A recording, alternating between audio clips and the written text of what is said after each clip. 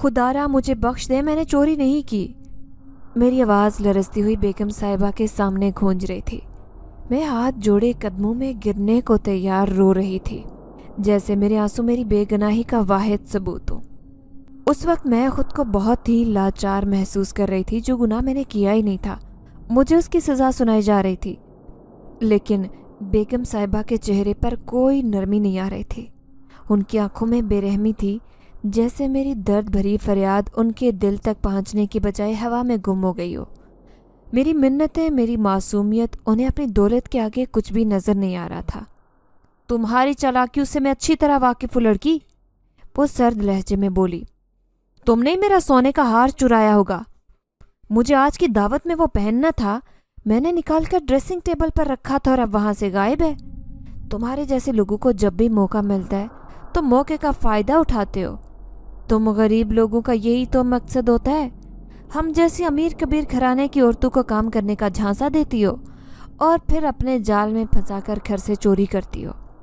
मैंने रोते हुए फिर से यकीन दिलाया, बेगम साहिबा मैंने कुछ नहीं चुराया। मेरी मजबूरी समझने की कोशिश करें, मैं तो महज आपके कपड़े वापस रख कर आ गई थी जो आपने मुझे इस्त्री के लिए दिए थे। मुझे नहीं मालूम कि हार किधर गुम हो गया। तभी वो गरजदार आवाज़ में बोली, करमदीन, जल्दी से इसके बाप को बुलाओ, आज इसका फैसला तो मैं करके रहूँगी। मैं उस बदनामी का सामना नहीं करना चाहती थी। खुदारा मेरे वालिदैन को इस सब में मत घसीटें, मैंने बेचारगी से कहा। बेगम साहिबा के चेहरे पर कोई फर्क नहीं पड़ा, वो जैसे पत्थर की मूरत बनकर खड़ी थी। उनके होंठों पर एक सफ़ा काना मुस्कुराहट आ गई। अभी बुलाती हूँ तेरे बाप को और साथ पुलिस को भी, फिर जब तुम जेल के सलाखों के पीछे जाकर रोती रहोगी तब तुम्हें पता चलेगा कि किसने किससे पंगा लिया है। मेरा दिल धक धक कर रहा था, जैसे मेरी ज़िंदगी की सबसे बड़ी गलती यही हो कि मैंने इस घर में काम किया। मेरे वालिदैन की इज्जत दांव पर थी और उनका तसव्वुर ही मेरे आंसू को और तेज़ कर रहा था। खुदारा मेरे वालिदैन को इसमें शामिल ना करें, मैंने लरजते हुए कहा। वो ये बदनामी बर्दाश्त नहीं कर सकेंगे और मैं तो उससे पहले ही मर जाऊंगी। बेगम साहिबा ने अपने हाथ से इशारा किया और उनकी वफादार मुलाजमा तेज़ी से आगे बढ़ी। इसे पकड़ो, उनका हुक्म सादिर हुआ। मुलाजमा ने मेरा बाजू इस कदर ज़ोर से खींचा कि मेरा जिस्म एक झटके से पीछे हट गया। मैं तेज़ तेज़ सांस के साथ पीछे गिरने वाली थी जब एक तपश भरी सख्त किस्म के सीने से मैं टकराई। जैसे अचानक मेरी ज़िंदगी की मुश्किलें किसी बड़ी चीज़ में बदल गई हूँ। मैंने अपने आप को किसी की मजबूत बाहों में पाया, जिन्होंने मुझे एक आईनी दीवार की तरह सहारा दिया। मैंने कुछ नहीं किया। मेरी आवाज़ दुख से भरी हुई थी, लेकिन अब मैं बेगम साहिबा के सामने नहीं थी। मैंने अपने सर को ऊपर उठाकर देखा, वो चेहरा देखा जो आज तक पहले कभी नहीं देखा था। खूबसूरत नौजवान, नीली आँखें, स्याह जुल्फ़ें। उसने मेरे आंसू पोंछे थे और फिर मेरा नाम लाइबा है और मेरा ताल्लुक़ एक इंतहाई गरीब घराने से था। हमारा गांव छोटा सा था जहां बेशतर लोगों का रोज़गार ज़मीनों से वाबस्ता था और मेरे वालिद भी उन्हीं में शामिल थे। वो खेतों में किसानी करते थे। सुबह सवेरे सूरज निकलने से पहले ही खेतों का रुख करते और दिन भर की धूप में मेहनत करते। अम्मा भी घर के कामकाज के साथ लोगों के कपड़ों पर कढ़ाई करती थी, परांदे बनाती थी और कभी कभार गांव की औरतों के लिए छोटे मोटे काम करती थी ताकि कुछ इजाफी पैसे कमा सकें। उन्हीं छोटे छोटे कामों से हमारे घर का गुजारा चलता था, लेकिन हालात बहुत तंगी के साथ गुजर रहे थे। घर में हमारी दादी भी हमारे साथ थी, जो अपने वक्तों में एक बहुत बड़ी हवेली में काम किया करती थी। जब मैंने होश संभाला तो दादी को हमेशा घर ही बैठे देखा। वो अब बड़ी उम्र की हो चुकी थी, मगर उनके किस्से कहानियाँ बहुत जिंदा दिल थे। दादी अक्सर हमें उस हवेली की कहानी सुनाती थी जहाँ वो कभी काम किया करती थी। उनकी बातों में एक ख़ास चमक होती, जैसे वो उस दौर की यादों में जी रही हों। वो बताती थी कि हवेली में बड़े बड़े दस्तरखान बिछते थे, अनवाउ इकसाम के खाने हुआ करते थे और वहाँ की औरतें नहायत सलीका शार और खुश मिजाज थी। दादी वहाँ पर पुराने वक्तों का कुछ सामान भी घर लाया करती थी, जो कि आज भी हमारे घर में मौजूद था।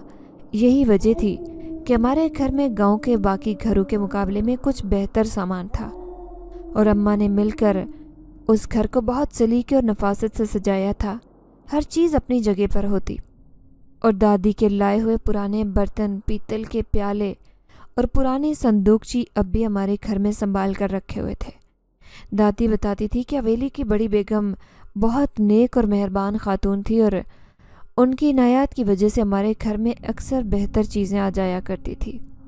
لیکن وقت بدل چکا تھا، بڑی بیگم کا انتقال ہو چکا تھا اور اب تو سنا تھا کہ ان کے بیٹے کی شادی بھی ایک بہت اکھڑ مزاج عورت سے ہوئی تھی، جس کے بعد دادی نے بھی حویلی جانا چھوڑ دیا تھا۔ دادی کی عمر بھی اب ایسی نہیں رہی تھی کہ وہ حویلی میں کام کر سکیں، اور خود بھی نئی بیگم صاحبہ کے مزاج سے وہ نالاں تھی۔ پھر ایک دن وہ دن آیا جس نے ہمارے خاندان کی کمر ہی توڑ دی۔ ابا کھیتوں میں کام کر رہے تھے کہ اچانک ایک زہریلے سانپ نے انہیں کاٹ لیا۔ سانپ کا زہر اتنا خطرناک تھا کہ ابا کی ایک ٹانگ ضائع ہو گئی۔ اب وہ ہمیشہ کے لیے کھیتوں میں کام کرنے کے قابل نہیں رہے تھے۔ گھر میں فاقوں کا ڈر بڑھنے لگا۔ اماں کی محنت کے باوجود ہمارا گھر بھوک اور تنگ دستی کا شکار ہونے لگا۔ میرے چھوٹے 4 بہن بھائی بھی تھے جن کا خیال رکھنا اب مزید مشکل ہوتا جا رہا تھا، اور میں سب سے بڑی تھی۔ اپنی آنکھوں کے سامنے یہ تباہی دیکھ کر میں بے بس ہو رہی تھی۔ ایک دن دادی نے میری طرف دیکھتے ہوئے کہا، لائبہ تمہیں حویلی جا کر کام مانگنا چاہیے، زیادہ نہ صحیح، ہم 3 وقت کا کھانا تو آرام سے کھا سکیں گے، روٹی کی فکر تو نہیں ہوگی۔ میں حیران ہوئی، دادی وہاں کے لوگ تو بدل چکے ہیں، اب وہ ویسے نہیں رہے جو آپ کے زمانے میں ہوا کرتے تھے۔ دادی نے گہرا سانس لیتے ہوئے کہا، بیٹی نسلیں تو وہی ہیں، بیگم صاحبہ کا بیٹا اور بہو وہاں رہتے ہیں، ہو سکتا ہے کہ وہ بھی اپنے ماں باپ کی طرح بڑے دل والے ہوں، اور ویسے بھی تمہارے پاس اور کیا راستہ ہے، ہمیں ہر حال میں زندگی کی گاڑی کو کھینچنا ہے۔ دادی کی باتوں میں ایک درد چھپا ہوا تھا، جیسے وہ بھی جانتی تھی کہ یہ فیصلہ آسان نہیں ہوگا، لیکن یہ وقت ہمیں مجبور کر رہا تھا۔ میرے دل میں خوف اور جھجک تھی، لیکن حالات ایسے تھے کہ کوئی اور راستہ نہیں تھا۔ حویلی کا نام سن کر میرے ذہن میں وہ کہانیاں گھومنے لگی جو دادی نے ہمیں سنائی تھی، کہ وہاں کا ماحول کیسا شاندار تھا، لیکن اب وہاں کا خیال مجھے خوفناک اندھیرا دکھا رہا تھا۔ مجھے پتا تھا کہ دادی جن کے پاس کام کرتی تھی وہ تو اب نہیں رہی تھی، ان کی جگہ جو دوسری بیگم صاحبہ تھی ان کا غرور سب جانتے تھے، ان کے تو نام سے ہی سب واقف تھے، جب بھی ان کا ذکر ہوتا تو سب تھر تھر کانپنے لگ جاتے۔ مگر اب جب بھی دادی نے صاف کہہ دیا تھا کہ مجھے ہر صورت وہاں کام کرنے جانا تھا، تو مطلب انکار کی کوئی گنجائش نہیں تھی۔ اس کے علاوہ تو ہمارے پاس کوئی چارہ نہیں تھا، ورنہ ہم فاقوں کی وجہ سے بھوکے ہی مر جاتے۔ ساری ذمہ داری میرے اوپر آ گئی تھی، کیونکہ سب بہن بھائیوں میں سب سے بڑی تھی۔ اماں بھی گھر کے کاموں اور ابا کی حقیقت میں مصروف ہوتی تھی۔ میں نے دادی سے پوچھا کہ آپ نے تو جو کہانیاں مجھے اس بیگم صاحبہ کے بارے میں بتائی ہیں، ان کے مطابق کیا مجھے وہ اپنی حویلی میں کام کرنے دیں گی؟ وہ کیوں ایسے کسی بھی لڑکی کو اپنی حویلی میں کام پر رکھنے کے لیے تیار ہو جائیں گی؟ ان کے تو نوکر بھی خاندانی ہوتے ہیں جو جدی پشتے ان کے ساتھ کام کرتے آئے ہوں۔ میری بات سن کر دادی نے کہا کہ تو ان کو میرا نام لے کر کہنا کہ میری دادی نے اپنی پوری جوانی اس گھر میں کام کرتے گزار دی، اب انہوں نے مجھے یہاں پر بھیجا ہے تو وہ ضرور تجھے رکھ لیں گی۔ دادی کی آنکھوں میں ایک پختہ یقین تھا، جیسے ان کو پتا ہو کہ مجھے وہاں ہر صورت کام مل جائے گا، وہ مجھے انکار نہیں کر سکتی ہیں۔ میں نے ان سے پوچھا کہ دادی آپ اتنے یقین سے کیسے کہہ رہی ہیں؟ مجھے تو وہاں پر جانے کا سوچ کر ہی خوف محسوس ہو رہا ہے، نہ جانے وہ کیسے لوگ ہوں گے، ان کا رویہ میرے ساتھ کیسا ہوگا، مجھے وہاں کام بھی ملے گا یا بس بے عزت کر کے وہاں سے نکال دیں گے؟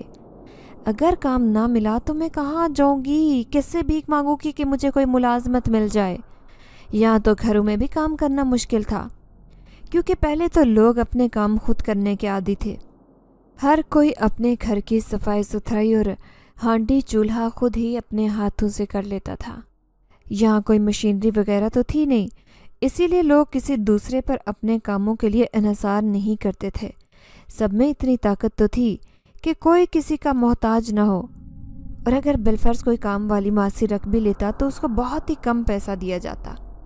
ان پیسوں سے اس مہنگائی کے زمانے میں گزارا کرنا بہت ہی مشکل تھا۔ اماں بھی گھروں میں کام کرتی تھی، مگر یہ لوگ خود اتنے پیسے والے نہیں تھے، تو دہاڑی بھی برائے نام تھی۔ ہمارے گھر پر ابا کی دوائیوں کے خرچوں کے ساتھ ساتھ میرے چھوٹے بہن بھائیوں کی ذمہ داری بھی تھی۔ میں نے دادی سے کل جانے کو کہا اور اپنے کمرے میں چلی گئی۔ اگلے دن میں سوئی ہوئی تھی کہ دادی نے مجھے صبح جلدی اٹھا دیا۔ میں نے ان سے حیران ہوتے ہوئے پوچھا کہ کیا ہوا دادی، ابھی تو فجر کی اذان ہوئی ہے، آپ کیوں مجھے اتنی جلدی اٹھا رہی ہیں؟ انہوں نے کہا کہ بیٹی تجھے بھی حویلی کے لیے نکلنا ہوگا، یہاں سے حویلی کافی دور ہے، چلتے چلتے تجھے 2 گھنٹے لگ جانے ہیں، میں نہیں چاہتی کہ تجھے کام پر دیری ہو۔ میں اٹھی اور لباس بدل کر اس حویلی میں جانے کے لیے تیار ہو گئی۔ دادی نے مجھے اچھے سے راستے کا بتایا تھا۔ میں نکلنے لگی تھی کہ ایک دم انہوں نے پیچھے سے مجھے پکار کر روکا اور کہنے لگی، لائبہ بیٹا، ایک دفعہ آیت الکرسی پڑھ کر خود پر پھونک لے تو ہر طرح کے برے سائے سے محفوظ ہو جائے گی۔ میں نے اس بات میں سر ہلایا اور ان کی اس بات پر فوراً عمل کیا، مگر آج مجھے دادی کی آنکھوں میں ایک عجیب سا خوف دکھا تھا۔ ایسا نہیں تھا کہ میں پہلی بار گھر سے نکلی تھی۔ جب بھی اماں کو کوئی سودا سیلف منگوانا ہوتا تھا تو میں ہی گھر سے باہر جاتی تھی۔ میرے بہن بھائی تو ابھی چھوٹے تھے، ان میں ابھی اتنی سمجھ بوجھ نہیں تھی، دوسرا آج کل کے حالات بھی اتنے اچھے نہیں تھے۔ بچوں کو گھر سے باہر اکیلے بھیجنا خطرے سے خالی نہیں ہوتا۔ مجھے بھی ایسا محسوس ہو رہا تھا جیسے دادی کے دل میں کوئی بہت بڑا راز دفن تھا۔ وہ کچھ بولنا چاہتی تھی مگر خاموش تھی۔ انہوں نے ایک عرصہ اس حویلی میں گزارا تھا اور وہ وہاں کے چپے چپے سے واقف تھے۔ میں اس راستے سے آج تک نہیں آئی تھی، حالانکہ یہ گاؤں کوئی اتنا بڑا نہیں تھا، ہر طرف کچے گھر بنے ہوئے تھے، تو سبھی ادھر کے راستوں سے واقف تھے، مگر یہ جگہ تو کوئی بہت ہی ویران تھی۔ میں خود سے کہنے لگی کہ دادی نے بھی مجھے اتنی صبح جانے کا بول دیا، ابھی تو روشنی بھی نہیں ہوئی ہے، اوپر سے یہ حویلی بھی اتنی دور ہے۔ چلتے چلتے میرے پیروں میں درد ہونے لگا تھا۔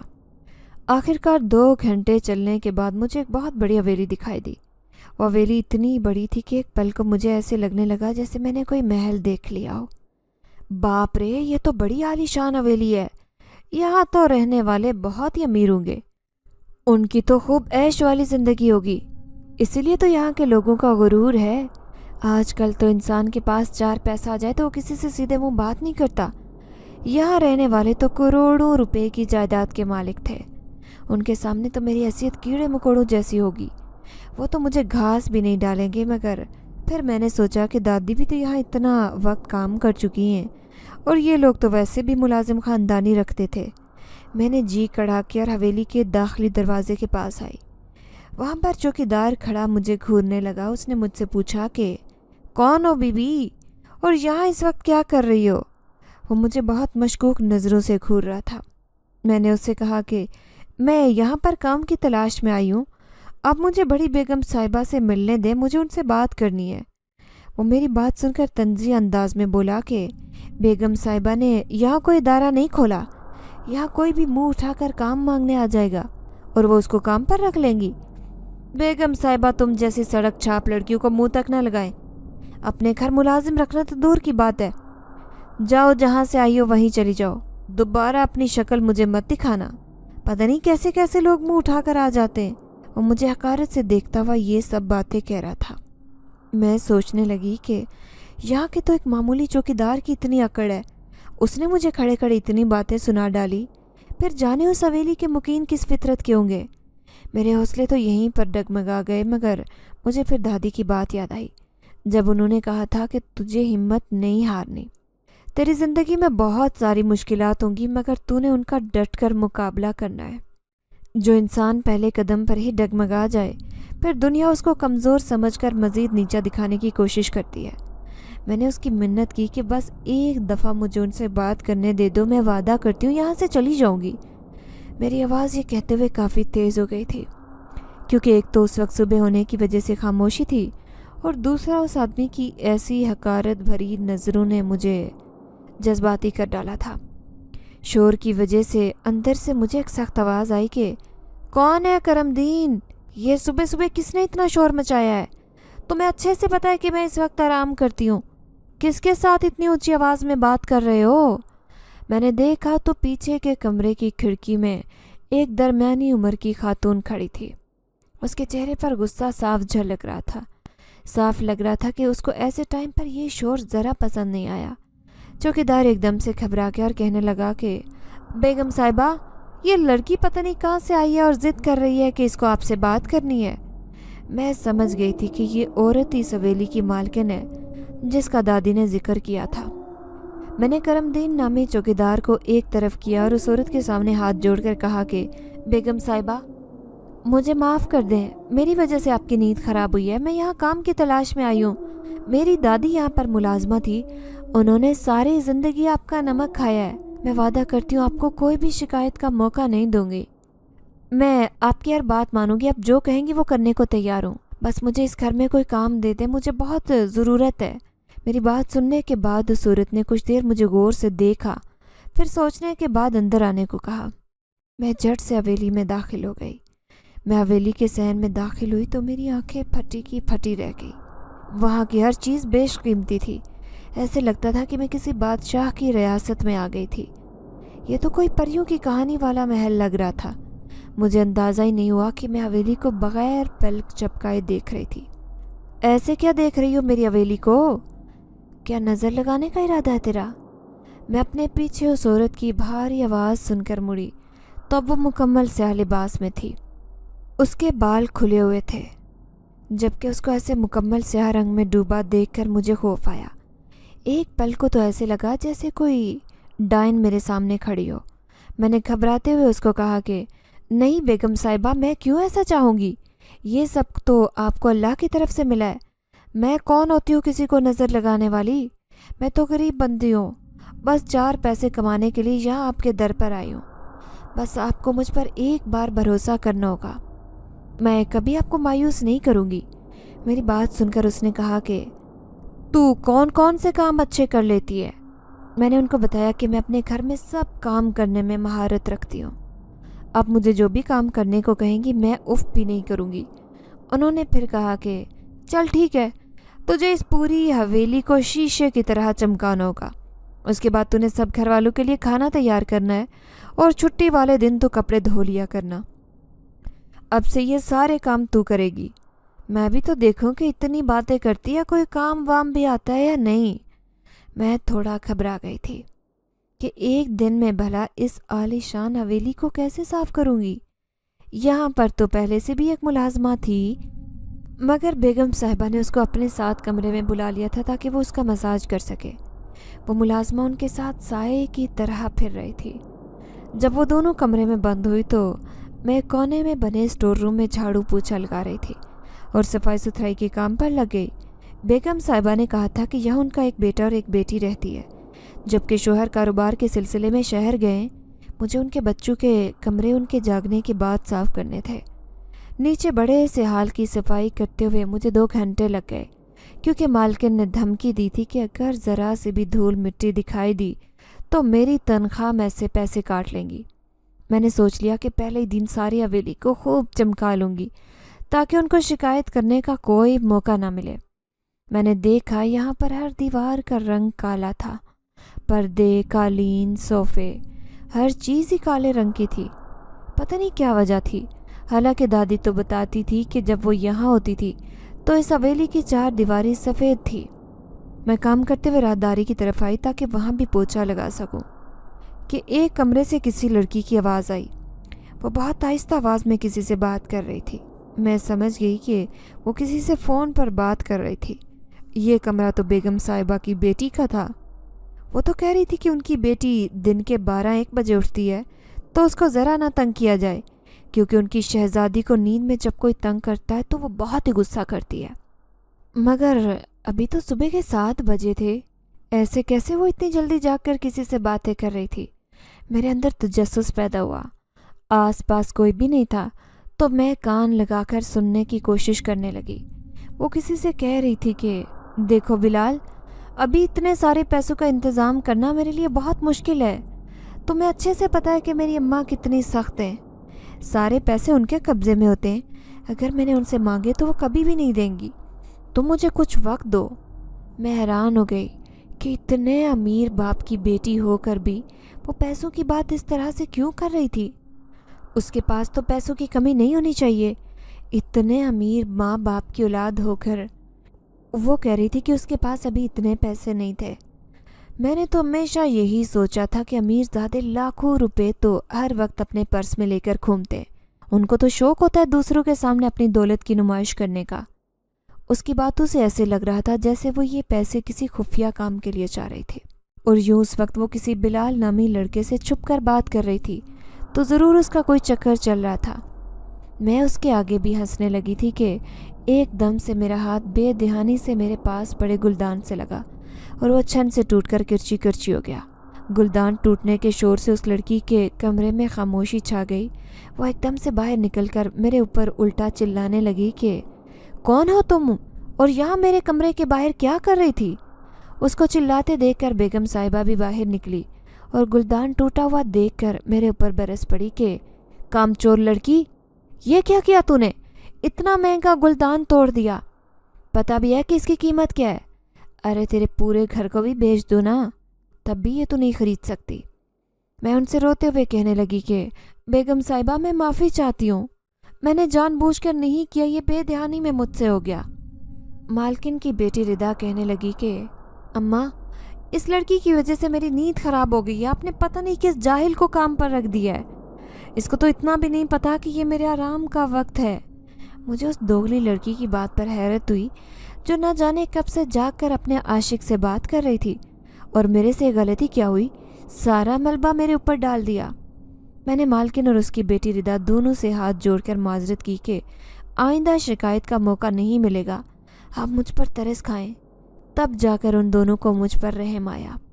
مجھے عجیب سا لگ رہا تھا کہ بیگم صاحبہ بات بات پر ہم غریبوں کو پیسے کی قیمت کیوں بتانے لگ جاتی تھی؟ ان کے لیے تو اس گلدان کا ٹوٹنا اتنی کوئی بڑی بات نہیں تھی۔ کروڑوں کی جائیداد کی مالکن ہو کر بھی وہ ایسے بات کرتی تھی جیسے ایک ایک روپے کے لیے ترستی ہوں۔ ہم غریبوں کے گھر میں تو اگر کبھی کچھ ٹوٹ جاتا تو ایک پیار بھری ہلکی سی ڈانٹ دیتے تھے، کبھی اس کی عزت نفس کو مجروح نہیں کیا جاتا تھا۔ مگر ردا تو ادھر مجھے بات بات پر احساس دلا رہی تھی کہ میں کس قدر کم ظرف اور نیچ ذات لڑکی تھی۔ مجھے ایسے لوگوں کی سوچ پر افسوس ہونے لگا۔ میں نے بے ساختہ اپنے دل میں رب کا شکر ادا کیا کہ اس نے مجھے ایسے گھرانے میں پیدا کیا تھا جہاں مجھے ہر حالت میں اپنے رب کا شکر ادا کرنا سکھایا گیا تھا۔ ہمارے پاس جو کچھ میسر تھا اس میں بھی خوش تھے اور اپنے اللہ کا ہر سانس کے ساتھ شکر ادا کرتے تھے۔ اس کے بعد میں نے سارا دن صفائی میں لگایا۔ کھانا بناتے وقت بیگم صاحبہ نے مجھے ایک بہت بڑا پتیلا چاولوں کے لیے رکھنے کو کہا۔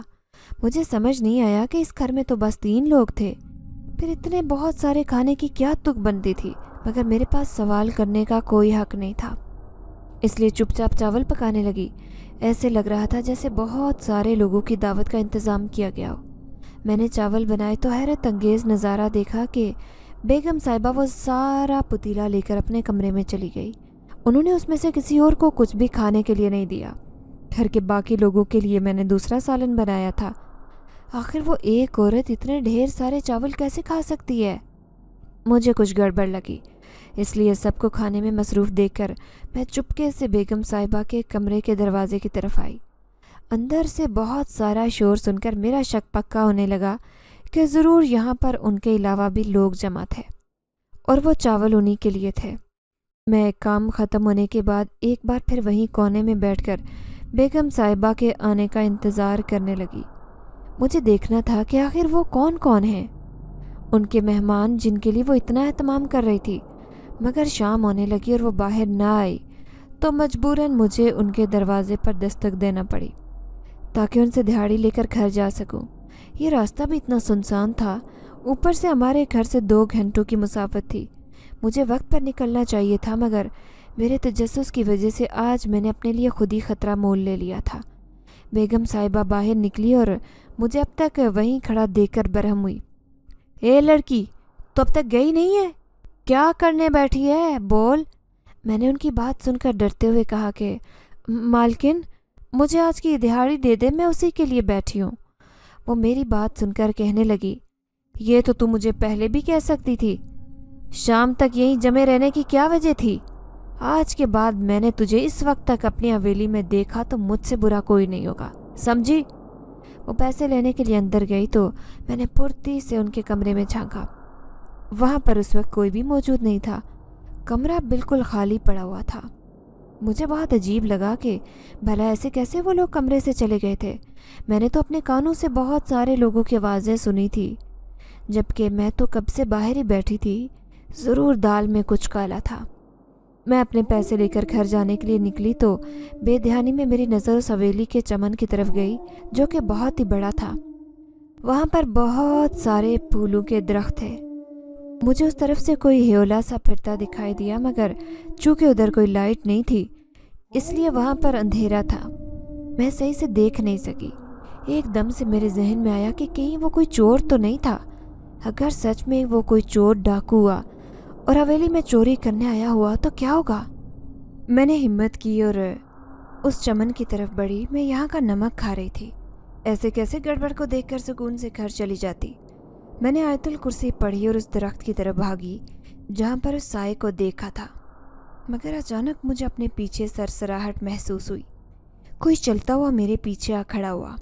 मैंने झटके से मुड़कर देखा तो एकदम से अपनी चीख दबाने के लिए मुंह पर हाथ रख लिया।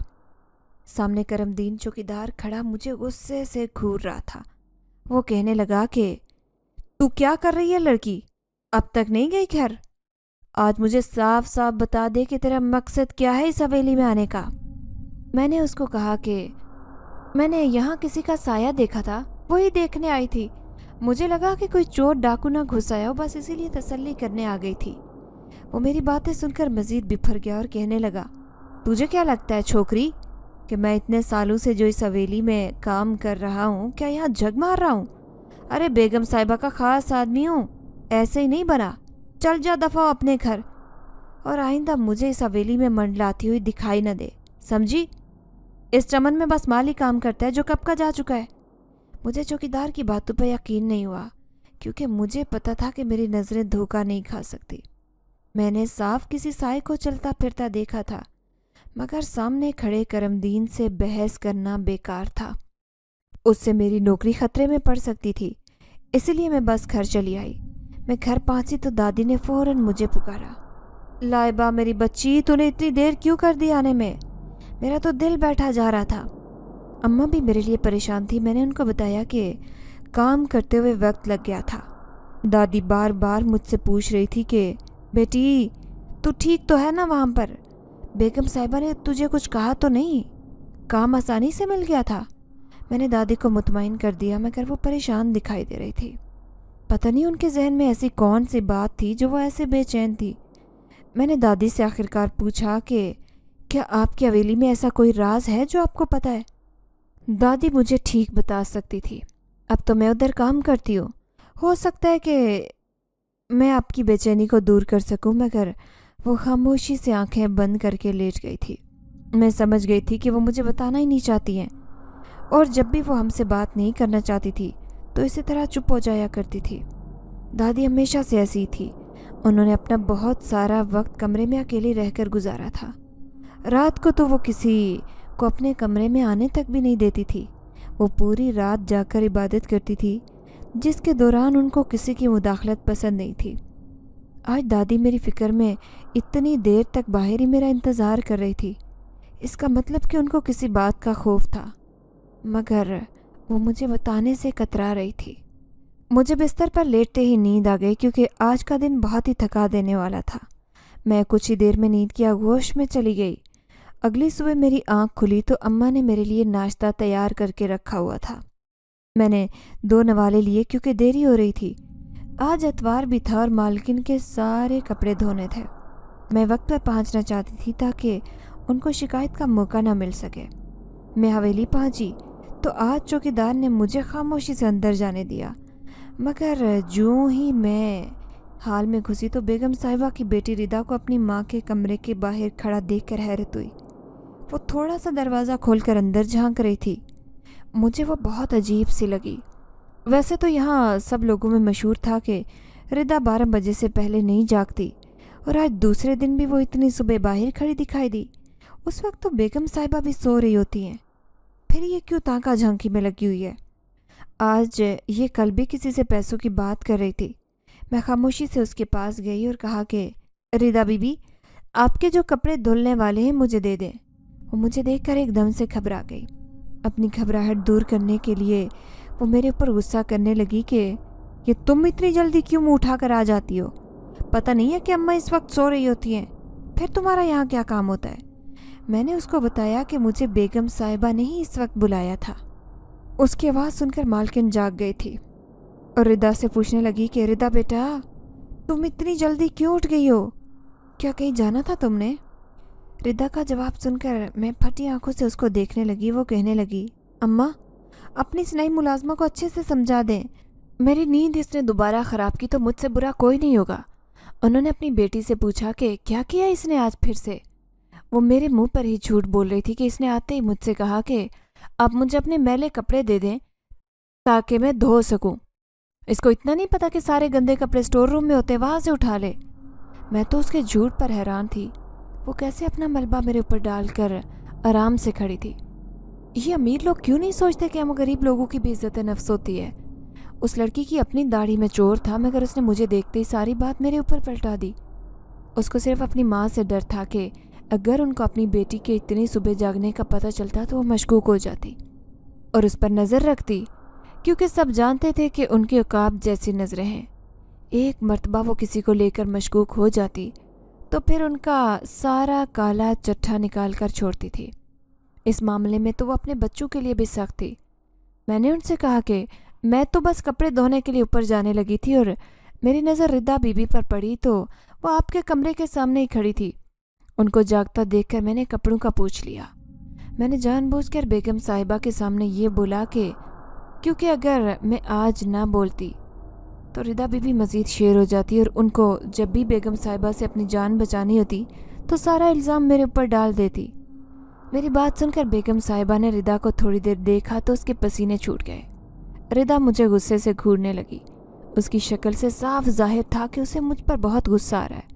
میں سر جھٹک کر چھت پر آ گئی کیونکہ ابھی بہت سارا کام پڑا تھا اور سارا دن لگا کر کپڑے دھونے کے بعد میں تار پر کپڑے ڈال رہی تھی کہ میری نظر چمن پر پڑی۔ وہاں ایک سیاہ شال میں کوئی مرد کھڑا تھا۔ وہ آدمی لمبا چوڑا تھا مگر اس کی میری طرف پشت تھی۔ میں اس کو دیکھ نہیں پا رہی تھی مگر مجھے ایسے لگا جیسے میں اس شخص کو پہلے بھی دیکھ چکی ہوں۔ اس نے کالے رنگ کا جوڑا پہن رکھا تھا اور وہ پودوں کی طرف متوجہ تھا۔ میں جلدی سے تار پر کپڑے ڈال کر نیچے آئی تاکہ دیکھ سکوں کہ چمن میں آخر وہ کون تھا۔ کہیں یہ کل رات والا ہی وہ بندہ تو نہیں تھا جس کو میں نے دیکھا تھا؟ مگر میری تو حیرت کی انتہا نہیں رہی جب میں نے چمن میں کسی کو بھی موجود نہیں پایا۔ آخر ایسے کیسے وہ شخص غائب ہو گیا تھا؟ مجھے کچھ سمجھ نہیں آ رہا تھا کہ کیا کروں، کس کو بتاؤں کہ حویلی میں ایک پراسرار شخص موجود ہے۔ کہیں یہ کوئی بھوت وغیرہ تو نہیں تھا؟ اگر اس حویلی میں کسی کا سایہ موجود تھا تو میرا تو یہاں پر رہنا خطرے سے خالی نہیں تھا۔ مجھے بہت ڈر لگنے لگا کہ اب میں یہاں کام کیسے کروں گی۔ میری تو بھوت پریت کے ذکر سے ہی جان جاتی تھی۔ میں بیگم صاحبہ کو کچھ بھی نہیں کہہ سکتی تھی کیونکہ وہ مجھے ہی کہتی تھی کہ یہ سب تیرے ڈرامے ہیں کام سے بچنے کے لیے، تجھے بہانہ چاہیے، تو چاہتی ہے کہ تجھے بس مفت میں دہاڑی مل جایا کرے۔ میں کپڑے دھو کر نیچے آئی تو میرا پورا وجود پسینے میں شرابور تھا۔ اوپر سے کپڑے دھونے کی وجہ سے میرا لباس بھی بھیگ چکا تھا۔ ایک دم سے میرے سامنے سے بیگم صاحبہ کا بیٹا آیا۔ وہ اپنے کمرے سے باہر نکل رہا تھا مگر جو ہی اس کی نظر میرے اوپر پڑی تو وہ بہت غور سے مجھے دیکھنے لگا۔ مجھے اس کے دیکھنے سے کراہت محسوس ہوئی۔ وہ اکثرے کرتی نظروں سے مجھے دیکھ رہا تھا۔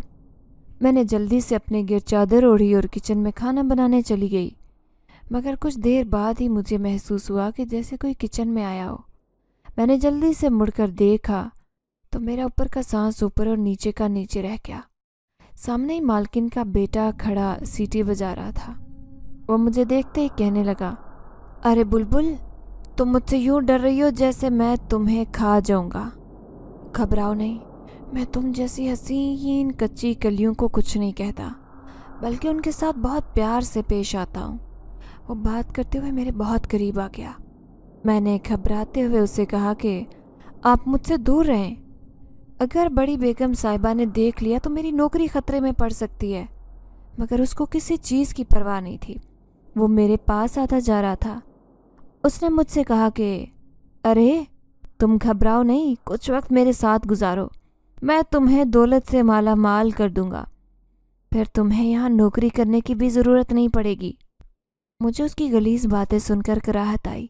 ایک دم سے بیگم صاحبہ کی آواز سن کر ان کا بیٹا مجھ سے دور ہوا اور اپنی ماں سے کہنے لگا کہ دیکھیں اماں، اس لڑکی نے جان بوجھ کر مجھے کچن میں روک لیا تھا اور میرے ساتھ گپے لگا رہی تھی۔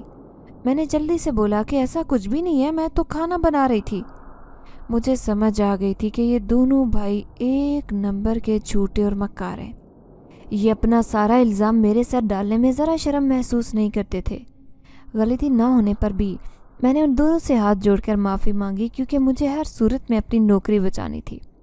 مجھے اچھے سے پتا تھا کہ یہاں میری 2 ٹکے کی بھی اہمیت نہیں تھی، جس کا جب دل چاہتا میرے پر جھوٹے بہتان لگا دیتا، مگر میں چاہ کر بھی اپنی صفائی میں کچھ نہیں کہہ سکتی تھی، کیونکہ بیگم صاحبہ کو اپنی اولاد پر اندھا اعتماد تھا۔ وہ بھلا ایک نوکرانی کی بات کیوں سنتی؟ مجھے تو یہاں کام کرتے ہوئے ابھی دن ہی کتنے ہوئے تھے۔ پھر بڑی مشکل سے میں نے بیگم صاحبہ کو منا لیا تھا، مگر انہوں نے مجھے دھمکی دی کہ اگر میں نے دوبارہ ان کے بیٹے سے بات کرنے کی کوشش بھی کی تو وہ میری چمڑی ادھیڑ کر رکھ دیں گی۔ وہ کہنے لگی کہ میں تم جیسی لڑکیوں کو اچھے سے جانتی ہوں، یہاں کام کرنے کے بہانے سے آتی ہو اور امیر گھر کے لڑکوں کو پھنسانے کے چکروں میں لگ جاتی ہو، اسی وجہ سے تم لوگوں کو کوئی کام پر نہیں رکھتا۔ تجھے تو شکر منانا چاہیے کہ میں نے تجھے نوکری دی اور یہاں عزت سے پیسے کما رہی ہے، مگر مجھے لگتا ہے کہ تیرے ارادے کچھ ہو رہی ہیں۔ اگر مجھے ذرا سی بھی بھنک لگی تو مجھ سے برا کوئی نہیں ہوگا۔ اس دن کے بعد سے میں نے کسی سے بات نہیں کی، بس اپنے کام سے کام رکھتی تھی اور اپنی دہاڑی لے کر گھر واپس آ جاتی۔ مگر مجھے ردا پر شک ہو گیا تھا۔ اس کو میں کئی مرتبہ بیگم صاحبہ کے کمرے کے باہر دیکھ چکی تھی۔ ایسے لگتا تھا وہ جیسے کسی موقع کی تلاش میں تھی، مگر بیگم صاحبہ ہر وقت اپنے کمرے میں ہوتی۔ پتہ نہیں وہ ایسا کون سا کام کرتی تھی کہ ان کے کمرے میں کسی کو جانے کی اجازت نہیں ہوتی تھی۔ ان کے کمرے کی صفائی بھی ان کی خاص ملازمہ کرتی تھی۔ ایک دن میں کام سے فارغ ہوئی تو بیگم صاحبہ سے اپنی دہاڑی لے کر واپس جانے لگی کہ مجھے رونے کی آواز آئی۔ مجھے حیرت ہوئی کہ یہ کون رات کے وقت رو رہا تھا۔ وہ کسی کی مردانہ آواز تھی جو قریب سے ہی آ رہی تھی۔ میں واپس جانا چاہتی تھی، مگر میں صدا کی رحم دل ہونے کی وجہ سے وہیں رک گئی، کیونکہ کسی کو تکلیف میں دیکھ کر میں اسے نظر انداز نہیں کر سکتی تھی۔ میں نے آواز کا تعاقب کیا تو وہ نیچے تہہ خانے سے آ رہی تھی، مگر اس تہہ خانے کا دروازہ باہر سے بند تھا اور اس پر تالا لگا ہوا تھا۔ مجھے سمجھ نہیں آئی کہ یہاں کس کو قید کیا گیا تھا۔ وہ جو کوئی بھی تھا اذیت میں تھا، مجھے اس کو یہاں سے نکالنا تھا۔ مجھے اچھے سے پتا تھا کہ یہاں بیگم صاحبہ کی مرضی کے بغیر پتا بھی نہیں ہل سکتا۔ ضرور انہوں نے ہی کسی کو بند کیا ہوگا۔ اگلے دن بیگم صاحبہ کسی کام پر جانے کے لیے تیار ہو رہی تھی۔ انہوں نے شام کو کسی دعوت میں جانا تھا اور وہ اس کی تیاری میں لگی ہوئی تھی۔ انہوں نے مجھے اپنے قیمتی لباس استری کرنے کے لیے دیا اور کہا کہ اس کو دھیان سے میرے کمرے میں رکھ دینا۔ وہ کچھ دیر کے لیے حویلی سے باہر گئی تھی۔ میں کپڑے استری کر کے ان کے کمرے میں رکھ کر جانے لگی کہ ایک دم سے خیال آیا کہ کیوں نہ اس چابی کا پتہ لگا لوں۔ یہ میرے پاس صحیح موقع تھا۔ میں نے پھرتی سے ہر جگہ تلاش کی اور وہ چابی ان کے بستر کے نیچے سے مجھے مل گئی۔ میں وہ چابی چھپا کر باہر آ گئی اور پھر اپنے کاموں میں لگ گئی۔ کام ختم کرنے کے بعد میں نے دیکھا کہ بیگم صاحبہ ابھی تک نہیں آئی تھی، تو میں تہہ خانے میں گئی اور پھرتی سے وہ تالا کھولا۔ اندر ایک بوڑھا آدمی زخموں سے چور بیٹھا ہوا تھا۔ مجھے اس پر رحم آیا۔ میں نے اس سے پوچھا کہ آپ کون ہیں؟ آپ کو یہاں کس نے قید کیا ہے؟ تو وہ کہنے لگا کہ میں ایک جن زادہ ہوں، میں جناتی قبیلے کا شہنشاہ ہوں، مگر سالوں سے اس مکار عورت نے مجھے یہاں قید کر رکھا تھا۔ وہ مجھے تڑپا تڑپا کر مارنا چاہتی ہے تاکہ میری ساری طاقتیں اپنے قبضے میں کر سکے۔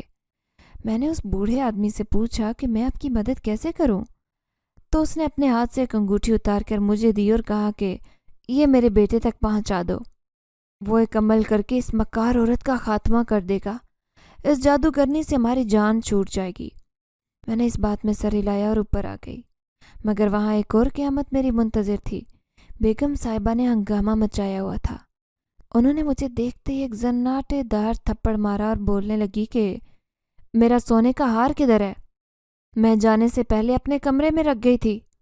میں نے ان سے روتے ہوئے کہا کہ مجھے نہیں پتا، میں تو بس آپ کے کپڑے رکھنے گئی تھی۔ मगर वो मेरी बात पर यकीन नहीं कर रही थी। मुझे अच्छे से पता था कि ये सब रिदा का काम था, मगर जब उन्होंने तैश में आते पुलिस को बुलाने की बात की तो मैं कांप उठी। एक मुलाजमा मुझे घसीटने लगी कि एकदम से मैं किसी के सीने से टकराई। मैंने देखा कि वही शख्स था वो जो चमन में खड़ा था। उसने मेरा हाथ पकड़ा और मुझे बगैर कुछ कहे वहाँ से ले जाने लगा। बेगम साहिबा करमदीन पर चिल्ला रही थी कि इस लड़की को पकड़ो, मगर वो मुझे बिजली की सी तेज़ी से वहाँ से निकालकर किसी वीरान जगह पर ले आया। वो कहने लगा, आपको मेरे अब्बा ने कोई अंगूठी दी होगी, वो मुझे दे दें। मैं समझ गई कि ये उसी जिन जात का बेटा है। मैंने उसको वो अंगूठी पकड़ाई तो उसने वहाँ बैठकर आग जलाई और आंखें बंद करके तेज़ आवाज़ में कोई मंत्र पढ़ने लगा था। मंत्र पढ़ने की वजह से हर तरफ एक खौफनाक माहौल बन गया था। थोड़ी देर बाद उसने अमल पूरा किया तो हवेली से चीखों की आवाज़ आने लगी। वो मक्कार जादूगरनी जलकर भस्म हो गई थी। उसके सब चेले भी राख का ढेर बन गए थे। उस जिनजात ने मेरा बहुत शुक्रिया अदा किया कि मैंने उसके बाप को आज़ाद किया और इनाम के तौर पर मुझे ढेर सारी दौलत दी। उसने मुझे बताया कि आपकी दादी ने मेरे अब्बा की बहुत मदद की है, वो एक आलमा रह चुकी है, मगर उस जादूगरनी ने काले जादू से अब्बा को कैद कर लिया था। अब वो दोनों अपनी दुनिया में चले गए थे। उसके बाद मैंने उस दौलत से एक घर खरीद कर उसको किराए पर चढ़ा दिया और हमारा गुजारा अच्छे से होने लगा।